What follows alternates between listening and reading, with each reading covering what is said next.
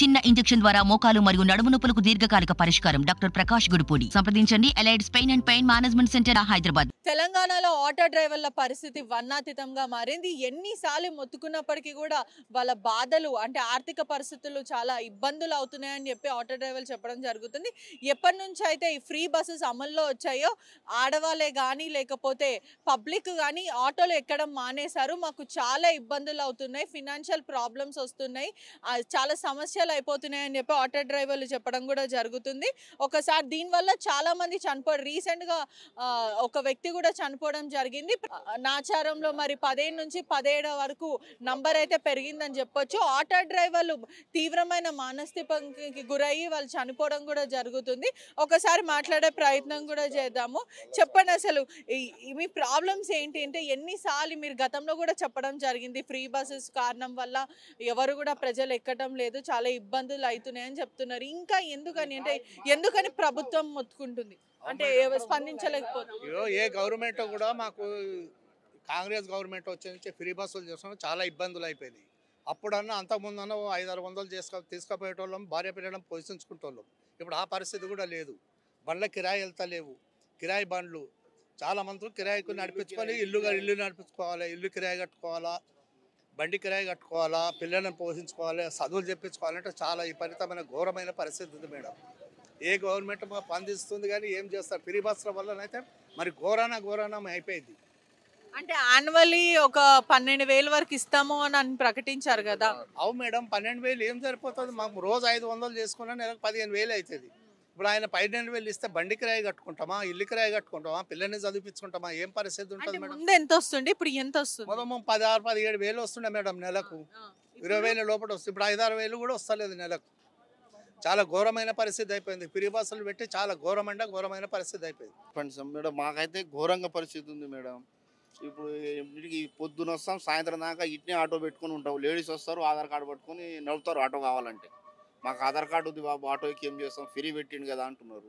మేము ఎట్లా బతకాలి? దీని పరిష్కారం మేము ఓటు వేయలేదా మేడం? ఓటు వేయలేదా మేము? మరి మేము ఎవరికి చెప్పుకోవాలి మా బాధ? ప్రతి ఒక్కటి సబ్జెక్షన్ చేస్తారు కానీ మా ఆటో డ్రైవర్లు మాత్రం ఏమాత్రం విలువ లేదు. మాకు అసలు దేంట్లో జమ లేదు. ఆడబెట్టిన నో పార్కింగ్, కెమెరా పెట్టి ఈ చాలను ఆ చాలను మొత్తం నింపేస్తుంది గవర్నమెంట్. అంటే ప్రభుత్వం దీని గురించి స్పందిస్తుంది కదా, అంటే దీని గురించి మేము ఏదైనా ఆలోచిస్తాం ఖచ్చితంగా అని చెప్తున్నారు. ఏం ఆలోచిస్తారు మేడం? 12,000 ఇస్తా అంటారు. నెలకు ఎంత పడుతుంది? రోజుకి ఎంత పడుతుంది? 30 రూపాయలు పడుతుంది. 33 రూపాయలు. కిలో బియ్యం వస్తుందా మేడం? ఇప్పుడు ఈ కాలంలో కిలో బియ్యం వస్తుందా? రాదు. ఎట్లా బతకాలి మేము? ఎట్లా బతకాలి మేడం? హాస్పిటల్ పోయినా కానీ మాకు ఏం ఆదాయం లేదు. ఆటో డ్రైవర్ అని గుర్తింపే లేదు అసలు. ఇది మా పరిస్థితి ఘోరంగా ఉన్నది. ఇంకా ఈ గవర్నమెంట్ ఏమైనా చేయాలని చూస్తున్నాం. మీరు చాలాసార్లు మీ సమస్యను చెప్పడం కూడా జరుగుతుంది, ప్రభుత్వం దృష్టికి తీసుకెళ్లే ప్రయత్నం కూడా చేస్తున్నారు. ఒకవైపు యూనియన్ వాళ్ళు, ఇంకోవైపు ఆటో డ్రైవర్స్ అందరూ ఎంత చెప్పినప్పటికీ కూడా ఎందుకని ప్రభుత్వం ఇప్పటి వరకు స్పందించట్లేదు? చాలా మంది డిస్ట్రిక్ట్ లో కూడా సుమారు 15 నుంచి 17 వరకు చనిపోతూనే ఉన్నారు ఆర్థిక ఇబ్బంది వల్ల, తీవ్రమైన మనస్తాపం గురై. ఎందుకని ప్రభుత్వం స్పందిస్తలేరు అంటారు? ఇప్పుడు మేడం ఈ ప్రాబ్లం ఏంటంటే, ఒకటి ఎలక్షన్ కాకముందుకు ఏంటంటే హోల్ సిటీకి రాహుల్ గాంధీ గారు వచ్చి ఆటో పరిస్థితి అంతా మాట్లాడారు అక్కడ. ఓకే, మీ ఆటో వాళ్ళ పరిస్థితి ఏంది, ఇది మీ ఆటో పరిస్థితికి మేము అన్నీ చేస్తాం, మాకు మద్దతు ఇవ్వండి, మాకు గెలిపియండి, కాంగ్రెస్ గెలిస్తే మేము మీకు ఇయర్లీ ఇంత చేస్తాం, మీకు అది చేస్తాం ఇది చేస్తాం అన్నారు. ఇప్పుడు మాత్రం మా డ్రైవర్ స్టార్టింగ్ ఒక ఆయన చనిపోయింది ఎందుకంటే ప్రాబ్లం ఇప్పుడు చాలా ఘోరం అంటే చాలా ఘోరం అయిపోయింది. రీసెంట్లీ మొన్న ఒకతను చనిపోయింది, నిన్న ఒకతను నాచారంలో, అతను కూడా ఆటో డ్రైవర్, అప్పుల పాలు, పిల్లలకు చదివించలేక, ఇంటి కిరాయి కట్టలేక, నిన్నగాక మొన్ననే పేపర్లో కూడా వచ్చింది, మీరు చూసి ఉండొచ్చు. నాచారంలో కూడా ఒక అతను చనిపోయింది నిన్న. ఇప్పుడు రాహుల్ గాంధీ గారు ఒక మాట ఇచ్చారు, ఇప్పుడు ఆటో వాళ్ళకి ఇయర్లీ 12,000 మేము చేస్తాము, సపోర్ట్ ఇస్తాము, మద్దతు చేస్తాము, మీ ఆటోకి ఏమైనా తక్కువ ఉంటే చేస్తామన్నారు. ఇప్పుడు ఈ ఫ్రీ బస్ కూడా పెట్టి మీకు ఇప్పుడు పబ్లిక్ కూడా ఒక మాట అంటున్నాను, ఆ ఫ్రీ బస్ వల్ల ఏమొస్తుంది సీఎం గారికి? అయితే ఏం ప్రాఫిట్? సమస్యలు కూడా పెరిగిపోయినాయి. ఎందుకంటే ఈ చోరీలు జరుగుతున్నాయి, మొబైల్ ఫోన్స్, బంగారము, దాని తర్వాత కేటుగాళ్ళు వచ్చి ఆడవాళ్ళని ఏర్పియడం, ఇట్లాంటివి కూడా జరుగుతున్నాయి. లేడీస్ ఎట్లా అంటే డే నైట్ చూడటం లేదు. ఎప్పుడు బస్సు డిస్టిక్ బస్ దొరికినా సిటీ బస్ దొరికినా ఒట్టి ఎప్పుడు పడితే అప్పుడు పోవడం రావడం. కాకపోతే సీఎం గారు ఒక పని చేసేది ఉండే, టికెట్ ఒకవేళ 200 ఉంటే 100 చేసేది ఉండే, 50% చేసేది ఉండే. ఎవరికి అవసరం ఉంటే వాళ్ళే ఎక్కుతారు. లేదంటే కొంతమంది కూడా ఏమంటున్నారంటే ఇది కాక ఈ బడ్జెట్లో ఏదైనా రేషన్లో ఏదైనా నూనె ప్యాకెట్ అన్నా ఓ బియ్యం అన్న ఇస్తే అది కూడా ఒక పబ్లిక్ రేపటి ఏంటంటే ఒక పేరు ఉంటుంది, సన్న బియ్యం అని ఇస్తారు కదా. ఇన్ని రోజులు దొడ్డు బియ్యం తిన్నాం, సన్న బియ్యం అని ఇస్తుంది కదా.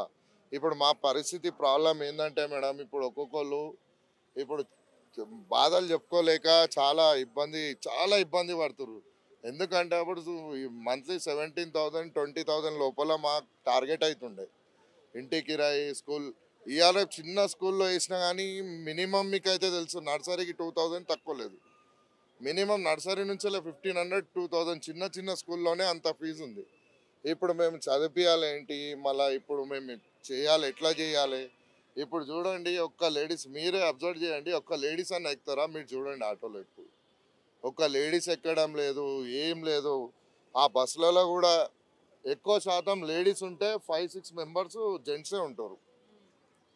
మాకు చాలా ప్రాబ్లం ఇప్పుడు అవుతుంది. గతంలో అయితే ఇప్పుడు మీకు డబ్బులు వస్తుండే కాబట్టి మీరు ఏదైతే ఆటో కిరాయికి తీసుకొని కూడా నడుపుతుంటారు. మరి ఈ కిరాయి డబ్బులు ఇవన్నీ వస్తున్నాయా? ఏం వస్తలేదు మేడం, అన్ని కిరాయిలు డ్యూ అవుతుంది. అక్కడ ఓనర్ మొత్తుకుంటుండే, ఇక్కడ కిరాయి వాళ్ళు మొత్తుకుంటున్నారు, ఇంట్లో గొడవలు అవుతుంది. ఏమి ఇంతకుముందు మంచిగా తీసుకొస్తుండే డబ్బులు ఇప్పుడు ఎందుకు తీసుకొస్తలేవు అని చాలా గొడవలు జరుగుతుంది మేడం. చాలా ఇబ్బందులు ఉన్నాయి మేడం. ఎక్కడ బయట తట్టుకోకలేక ఉన్నాం, ఇంట్లో తట్టుకోకలేక ఉన్నాం. ఎక్కడ ఏం కట్టడం లేదులే మేడం. ఇంకొక 2 నెలలు అయితే బండిలు గుంజుకపోతారు మేడం. వాళ్ళు అప్పుడు ఇంకా పరిస్థితి చెడ్డగా అయిపోతుంది. ఫైనాన్స్గా ఇప్పుడు 2 మంత్స్ డ్యూ అయిపోయింది మాకు. ఇంకా 2 డ్యూ అయిందంటే బండిలో తీసుకుపోతారు.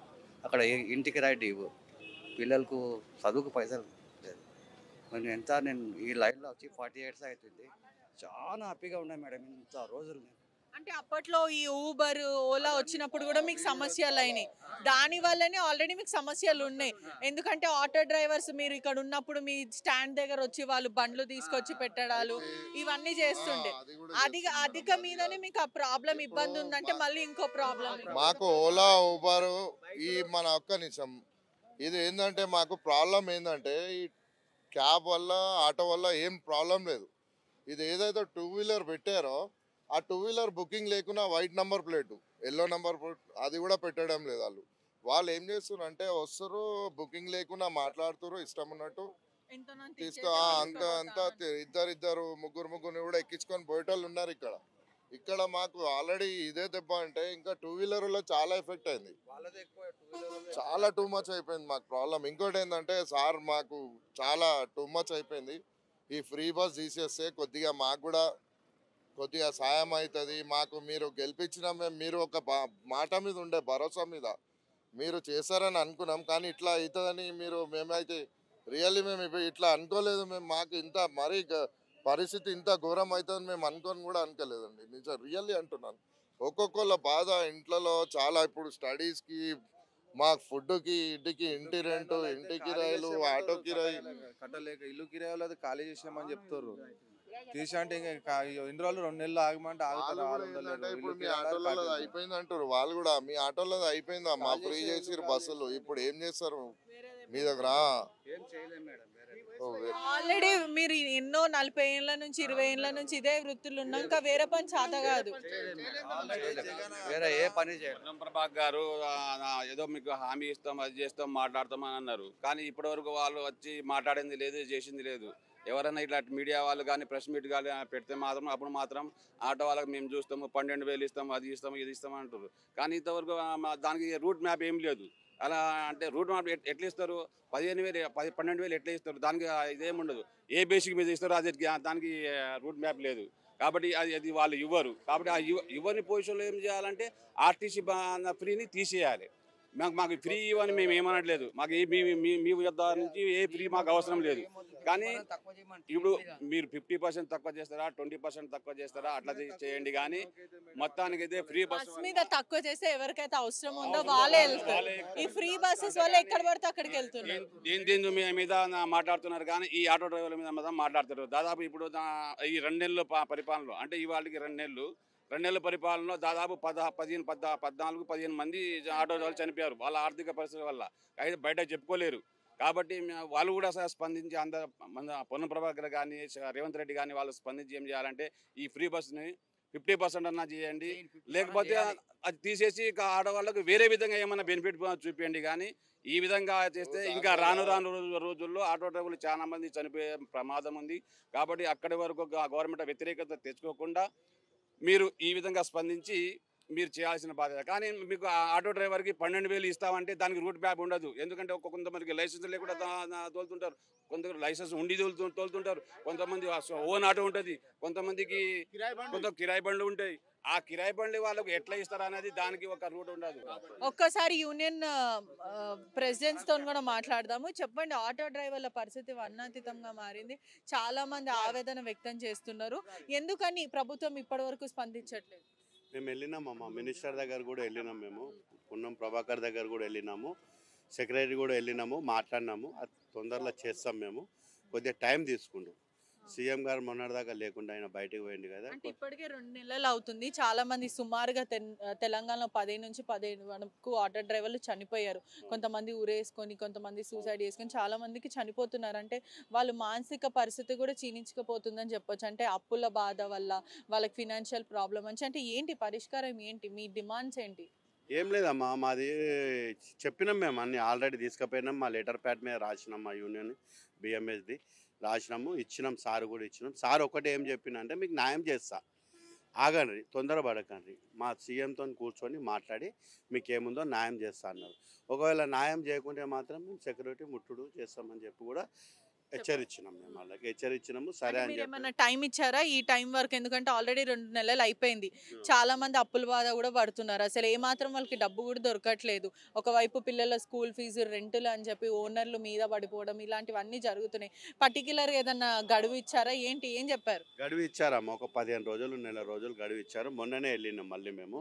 మొత్తం యూనియన్ మీటింగ్లు మొత్తం అంతా యూనియన్ వాళ్ళంతా కలిసి అసెంబ్లీకి పిలిచాడు పొన్నం ప్రభాకర్ గారు. పిలిస్తే మాట్లాడినాము. మాట్లాడినాక తర్వాత ఆయన ఏమన్నాడంటే కొద్దిగా టైం ఇవ్వండి, మీకు న్యాయం చేస్తాం 100%. ప్రతి ఒక్క లీడర్లు, ప్రతి ఒక్క తెలంగాణ వాళ్ళు, ప్రతి ఒక్కళ్ళు కూడా అందరు ఏం చెప్తున్నారు అంటే మినిస్టర్లు, ఎమ్మెల్యేలు వాళ్ళంతా ఆటోలలో రోడ్ల మీదకి వచ్చారు. వాళ్ళది ఈ లేడీస్ బస్సు ఫ్రీ అయినప్పటి నుంచి అందరూ ఎవరు దందా చేస్తలేరు. ఒకప్పుడు 1500, 1000, 2000 అట్లా దందాలు అయ్యేటి ఇప్పుడు 300, 400 చేసుకొని పోతుర్రు. దాంట్లో చాలా ప్రాబ్లం అవుతుంది. ఏమైతే లేదని చెప్పి మేము మినిస్టర్ గారు కూడా అందరు చెప్పినాము.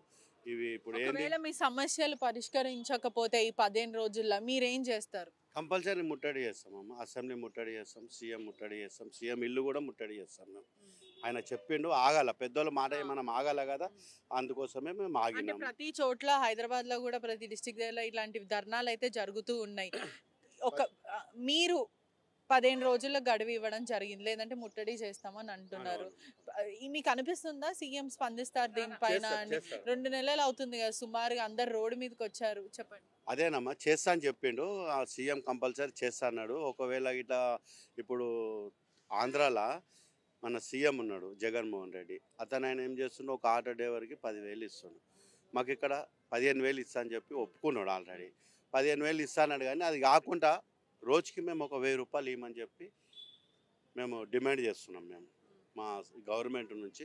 లేకుంటే ఏదైనా ఆధారం అన్నా చూపెట్టండి సార్ మాకు అని చెప్పి చెప్పినాము, మాట్లాడినాము. కొద్దిగా టైం తీసుకోమంటున్నారు. మీరు పూర్తిగా ఫ్రీ బస్సు తీసేయాలంటున్నారా, లేదంటే ఏదైనా 50% అంటున్నారా, ఏమంటున్నారు? అసలు మీ డిమాండ్స్ ఏంటి? ఫ్రీ బస్ అయితే ఎవరు తీయరమ్మా. ఇప్పుడు వాళ్ళు వాగ్దానం చేసినాక ఫ్రీ బస్ ఎట్లా తీస్తారా?